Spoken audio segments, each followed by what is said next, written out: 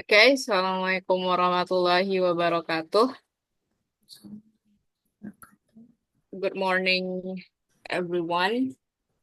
We're, uh, we are from group 14, uh, uh, group, you know, 13. So we would like to present our presentation. The title of our presentation is about speech act, which is me. I'm Sabila Chef as moderator, and Natasha Dwi Putri also as the presenter today. So for the first presentation would be present by myself. And okay, we start the presentation. So this is a table of content that we want to discuss to present from a questionnaire and until condition for the successful performance of Speak Act. So for introduction, it would be start by myself. So introduction of the Speak Act.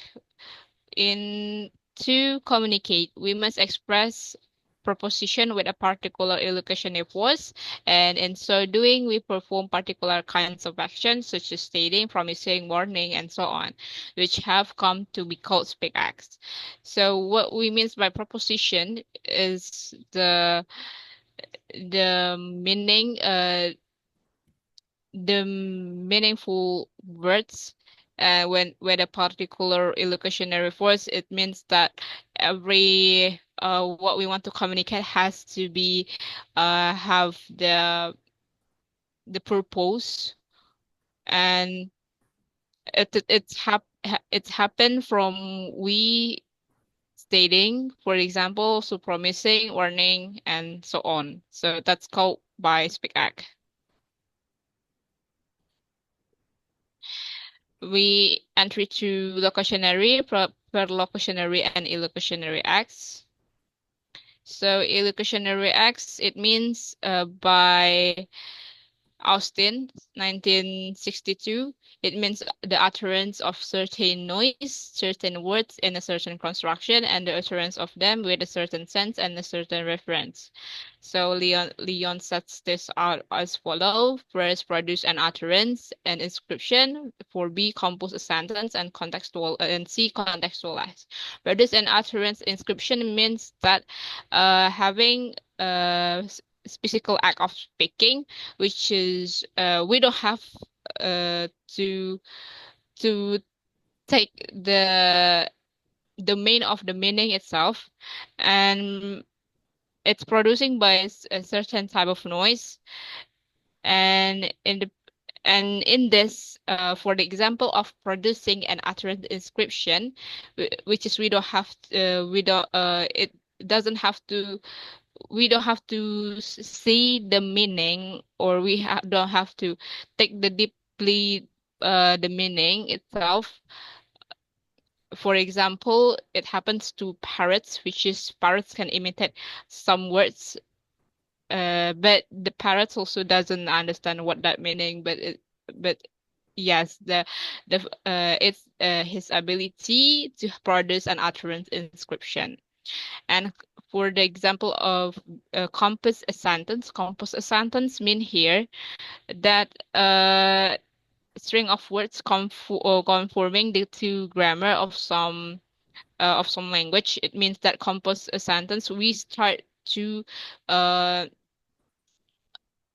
uh, organize the structure of grammatical or lexical things in a language, which is we have to uh, organize the sentence, for the example, to be a perfect sentence, which is and also in the C, contextualize means that we it means that what we already compose of start from the based on the rules of writing or the rules of to make the a sentence itself. We start to have the meaning depends on the context, which or where we have to use the sentence. And also uh this contextualize has two components, which is uh normally one is intended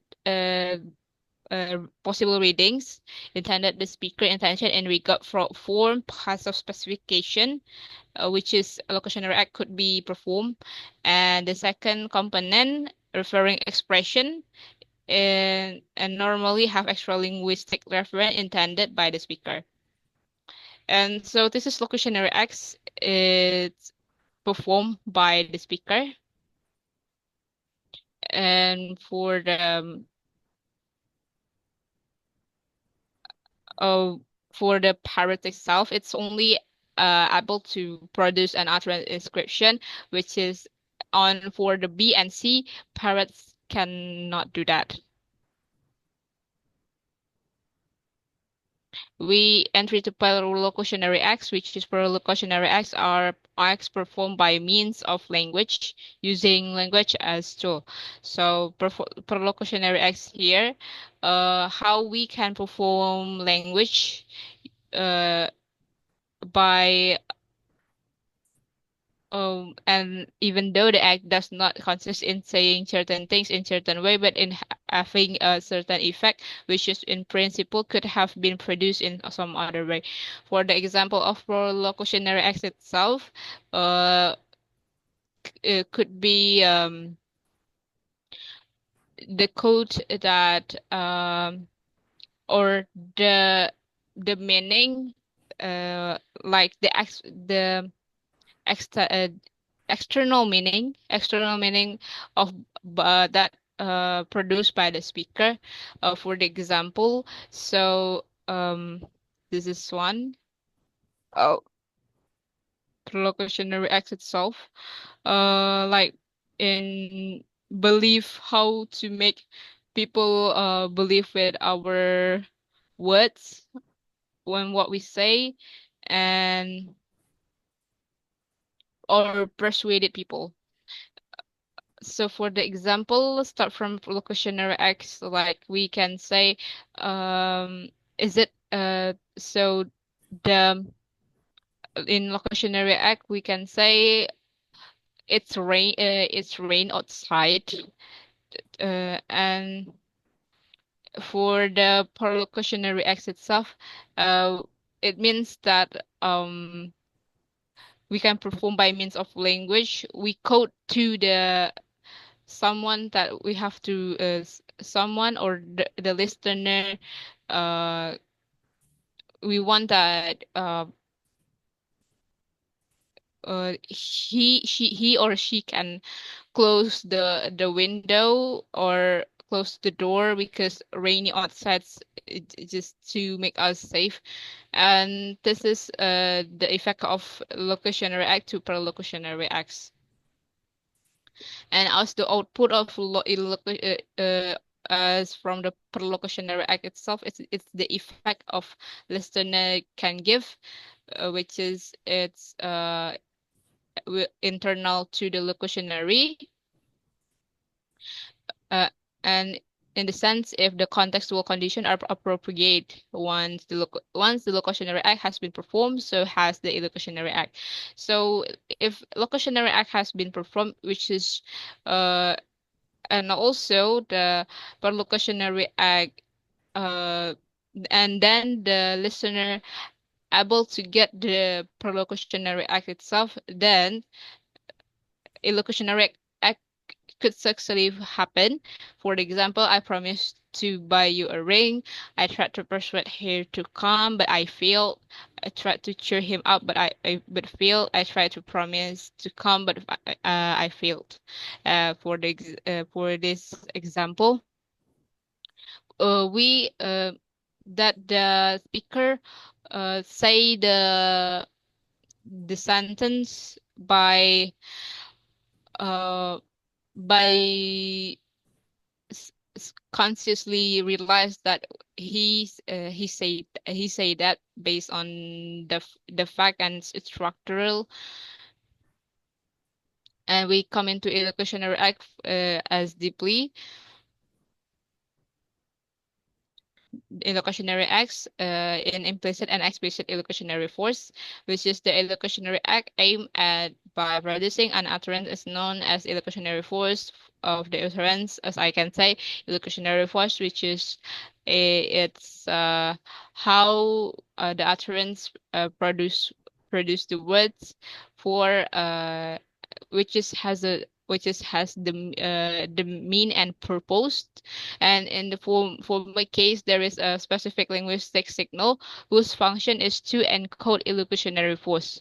Uh, and so for this illocutionary force, there is a specific linguistic signal which is can encode this illocutionary force, which is encode means that the message uh, can out from the speaker, and we can distinguish based on the lexical and grammatical.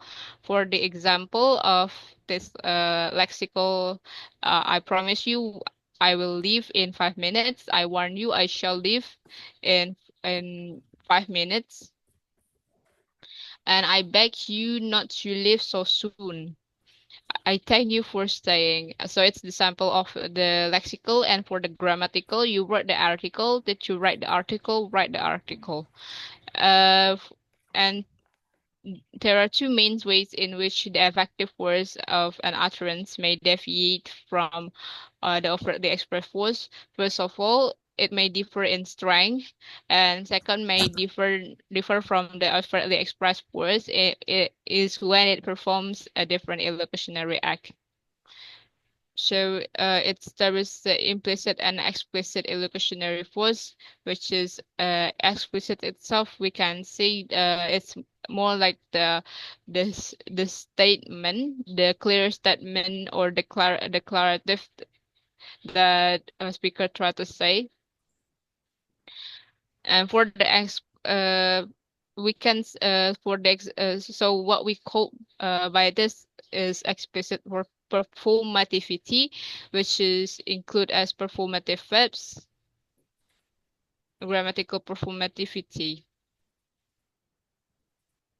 Yes, we start from performative verbs, which is performative verb can be used either for performatively or descriptively. In the latter use, they are no different from non-performative verbs, which is for the example, promising, ordering, um, and congratulating.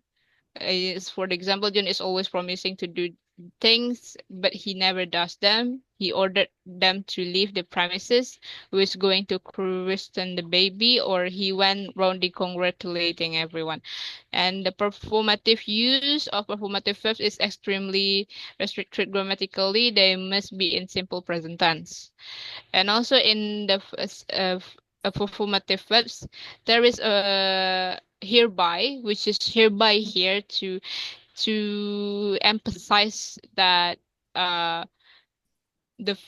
emphasize that uh the speaker want try to do try to state his sentence, which is the weakness. It's kind of odd, but here we use this for um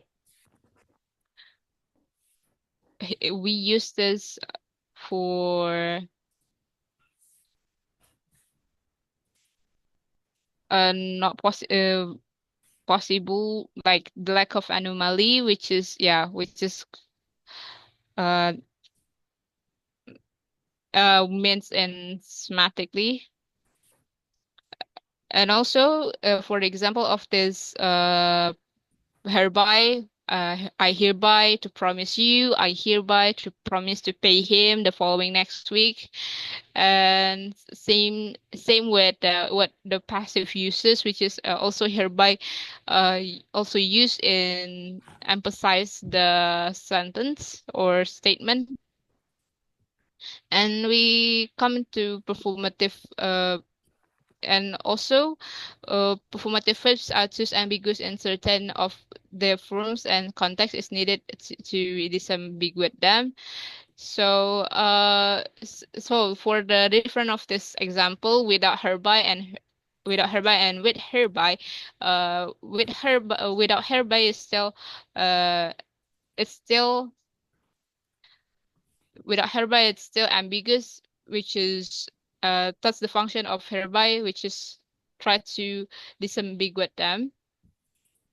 And two reasons are and unresolved ambiguities are vanishing rare. And the reasons are involved here. First of all, one can only deny the truth of an proposition if the utterance in the question does not actually express a proposition and other than the necessary true performative part. Then one cannot deny its truth. On the other hand, the nature of the performative act is crucial. It is therefore a matter of salience and graded normality. So there is the performative acts and the performative verbs actually has the weakness and strength, which is able to express a proposition, but but if the utterance in question does not actually express a proposition, that one cannot deny its truth. And it's also crucial for the function because a matter of silence and graded normality. And for grammatical performativity, most language have grammatical ways indicating the illocutionary force of an utterance. For the example, John is brave, is John brave? Be brave, John. What a bravery! And I hereby to state John is brave, inquire whether John is brave, and so on. Uh, so this is the grammatical performativity, which is based on the grammar, and also the hereby function is the same. And we come to grammatical performativity to declarative, which is in the declarative. In the wide range depths have been expressed as to whether declarative form encodes initial speech act at all. Austin original treatment drew a distinction between what he called performative sentence and constra- constructive.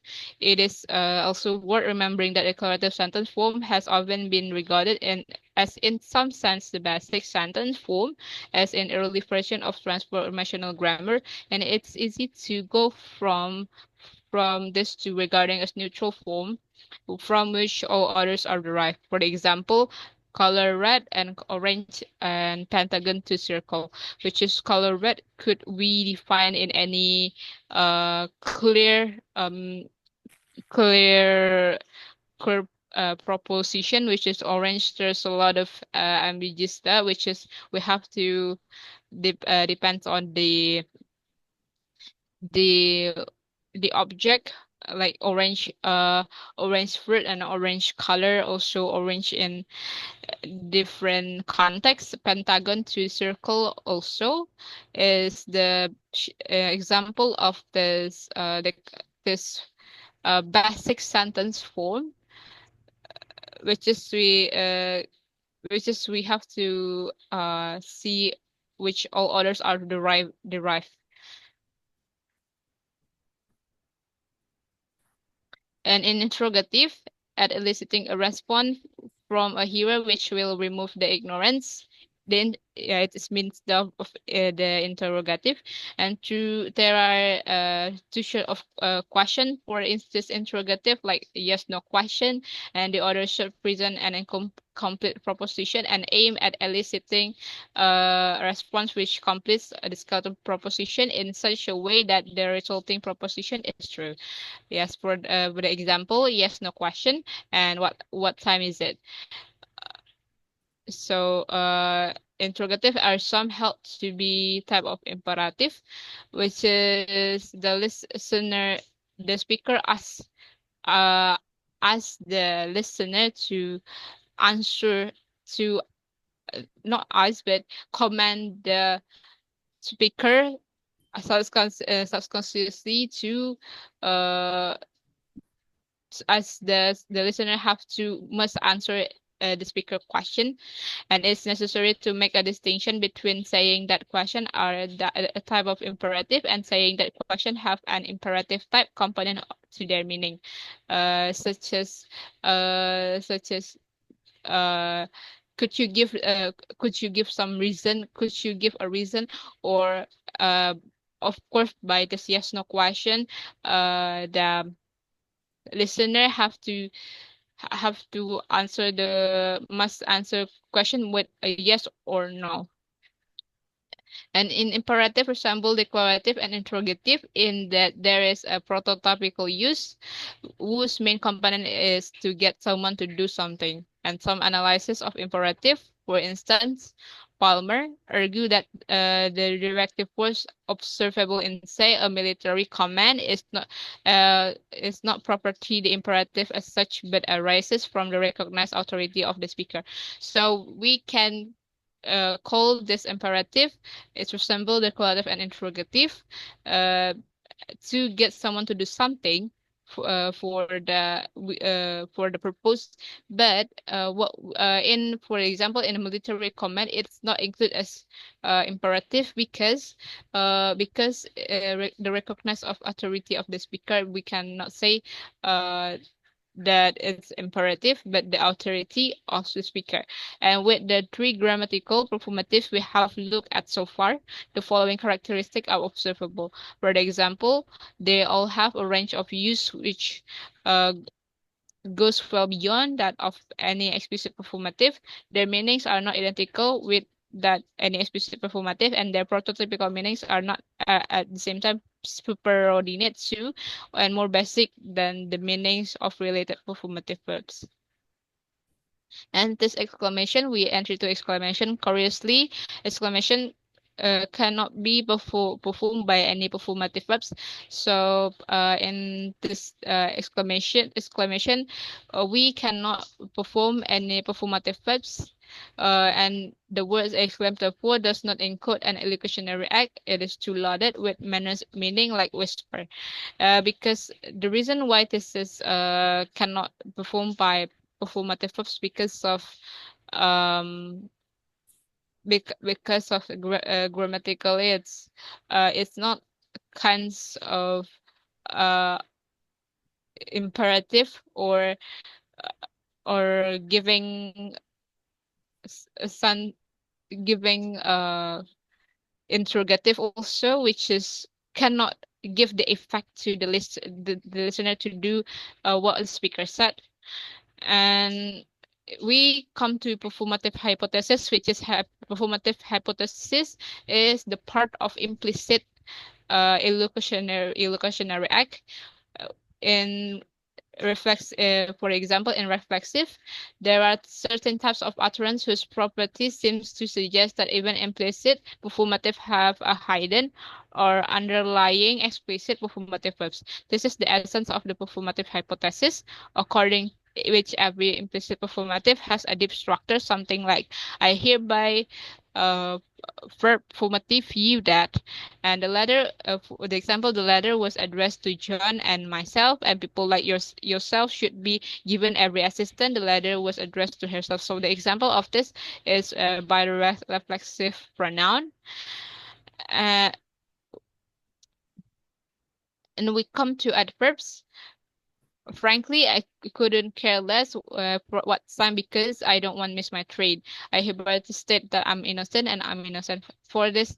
Uh, for this explanation, there is implicit meaning that the speaker tried to say, which is frankly, we don't know that what the speaker means, but frankly if we try to uh if we try to knowing more about this sentence, it means that I tell you frankly, it's all that like emphasize to frankly that that that he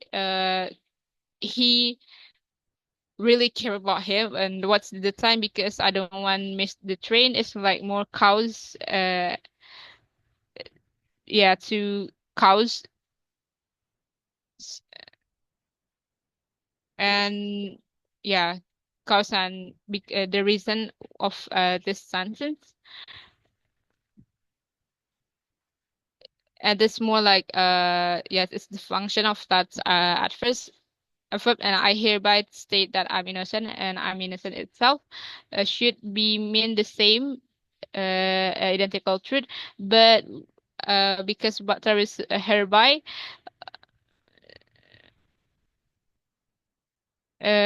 has a threat condition, but it is true irrespective of whether the speaker is innocent or not.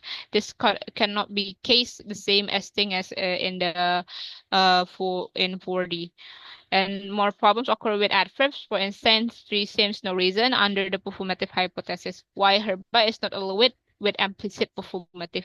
So hereby here cannot use in implicit performative. Like for the example, hereby what is time? I hereby ask you what time is.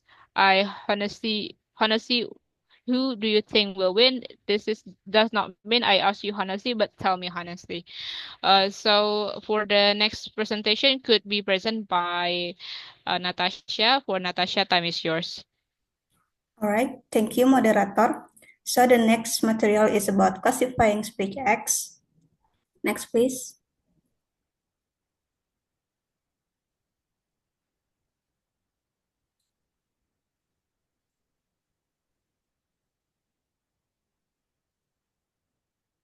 Next, please.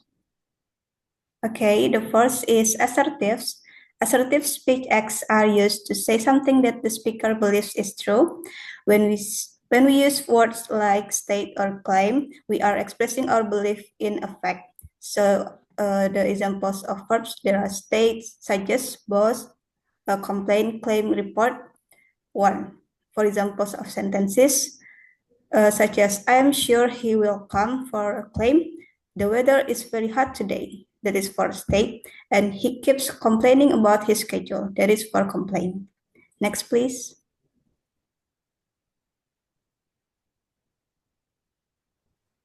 Next, moderator.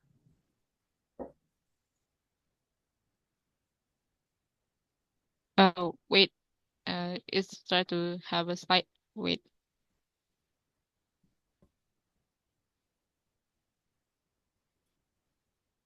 Okay. Right. Number two, directives. Directives are speech acts that ask the listener to do something. This can be a polite request, strong order, or advice. The speaker is trying to make the audience take action. So the purpose is to asking or encouraging the listener to do something. And the example of verbs there are ask, order, command, request, beg, recommend, and warn. So the examples of sentences such as please close the window, that is for request. And then I suggest you take a break, that is for recommend. And the last is stop talking right now, that is for command. Next, please.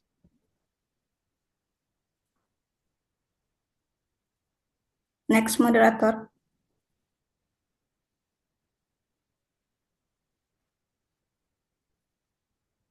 Next, please. All right. Uh, Number three, excuse me, kembali. The next is commissives. Commissives are speech acts where the speaker promises to do something in the future. It shows the speaker's commitment to an action. So the purpose is to bind the speaker to do something in the future. The examples of verbs, there are promise, vow, undertake, offer, and didn't. The examples of sentences, there are I promise to be on time. That is for promise. I'm willing to help with this project. That is for offer. And the last is if you keep doing that, I will leave. That is for didn't. Next, please. All right, the next we move to expressive. Expressive are used to show the speaker's feelings or emotions. These do not describe facts, but they express how we're feeling about a situation. So the purpose is to expressing the speaker's feeling or attitude to a situation. Examples of verbs, there are thank, congratulate, praise, blame, forgive, and pardon. The examples of sentences, there are thank you for your help. That is for thank. Congratulations on your graduation. That is for congratulate. And the last is I blame myself for this incident. That is for blame. Next. The last in classifying speech acts is decoratives.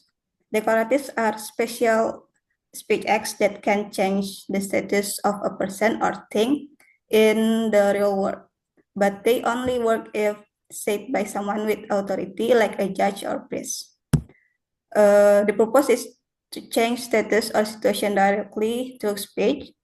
The examples of verbs there are resign, name, declare, sentence, Christian, and excommunicate. The examples of sentences there are the first, I declare you husband and wife. That is for declare. And I resign from this position. That is for resign. Next. All right. We move to conditions for successful speech acts. The first is preparatory conditions. Preparatory conditions mean the situation must be right before a speech act can work. For example, only a boss can fire an employee. If a student says you are fired to the principal, it doesn't count because the student has no authority. So the purpose in this condition ensure that the conditions are or authority for the speech acts are appropriate. So the case example, another example is a teacher can give a grade but cannot fire the principal. Next, please.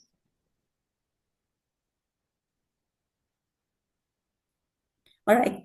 The next is sincerity conditions. This condition means that speakers should truly mean what they say. The feelings or beliefs must be real. And the characteristic, if violated, it called abuse. So if someone says sorry but doesn't actually feel sorry, the speech act still happens, but it's not sense. We call this an abuse of the speech acts. Next. The next is essential conditions. So these conditions are about the speaker's intention. The purpose is to define action as a particular type of speech act. The characteristics, there must be an intention to perform the illocutionary act itself. So to really make a promise, you must mean to commit to something. So, for example, if I say I promise to help, but have no plan to help, then it's not a true promise. So because the intention is missing, so it is not a true promise. Next.